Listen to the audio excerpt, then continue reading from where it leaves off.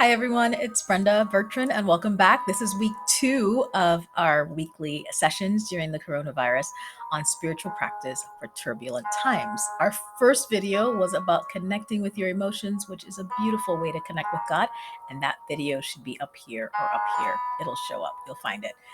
In this video, we're talking about morning routines.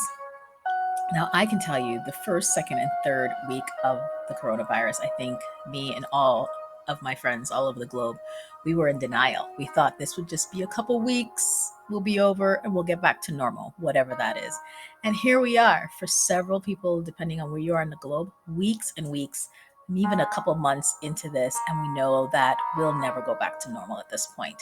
And there's something important that happens, my friend, when our world is upended, when anxiety is always knocking at the door or on our phone or on the news, is we really lose a sense of our groundedness, right? How many of you just feel like you're not grounded, and that you're waking up and you're kind of being thrashed into a world where every tweet, every news report, every friend, many of us are finding that we know people who have actually contracted the virus and some who have died from the disease.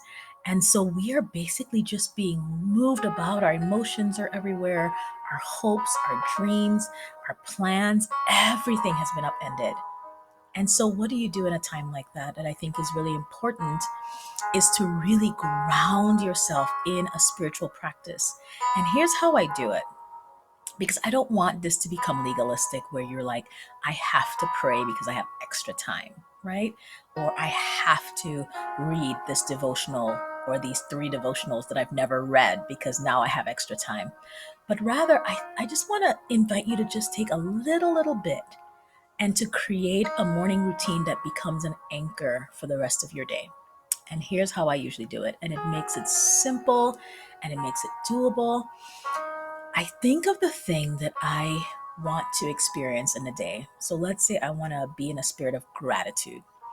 And so what I do is I say, I want to write in my gratitude journal before I check the email. Okay, so I want to do this before I do that. I want to exercise before I eat a big meal. I want to spend time with my family before I spend hours working in the room by myself. I want to spend some time in prayer or worship before I spend 3 hours on social media. And it's literally not a have to, it's not even a should. Let's just throw all the shoulds out, because everything's changed so much that really we have to free ourselves to really figure out what's working for me now. The schedule I had before is not working now. Even with no commute, I feel busier or I feel more pulled in different directions, right? And so when I pull in this sense of my morning routine is the first thing that I do before I do something else, it helps to really anchor my heart and anchor my emotions and anchor my spirit into a space of peace, into a place where the little that I can control are the good things that I'm controlling. I'm not using binge watching of TV shows or spending hours on social media as an anchor, but now I'm actually anchoring into things that give me life and that nourishes my soul. So keep it simple. Keep it simple, my friend. What is a spiritual practice or a healthy practice that you can do first thing in the morning before you do something else? I'll take 3 deep breaths before I get out of bed. I'll write in my journal before I read email.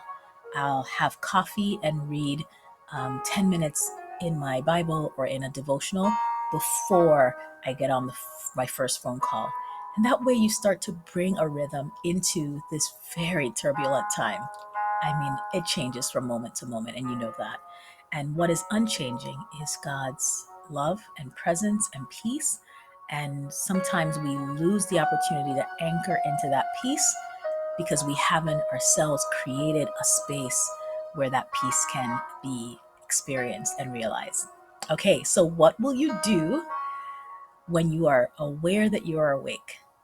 It could be gratitude in your mind. It could be a prayer. You could say the Lord's Prayer. I will say the Lord's Prayer before I say good morning to my family. I will take a walk and just listen to God before I cook um, lunch.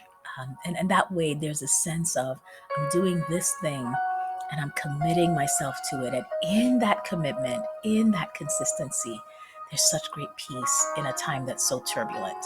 Okay, so mine is I write in my gratitude journal before I read email. And what is yours? And listen, just try it for a couple days and see what it does. And then you might miss it for a couple days and you'll see what missing it does as well. All right, God bless you, friends. We're going to make it. I don't know how. I'm making no promises to anyone about anything because our lives are in God's hands, and all we have is God's, and we are God's, and nothing can separate us from God's love. So get a morning routine in place that anchors your soul in an intention that leads you into peace and that passes all understanding. God bless you. And if you need anything, email me at brendabertrand@gmail.com. Bye.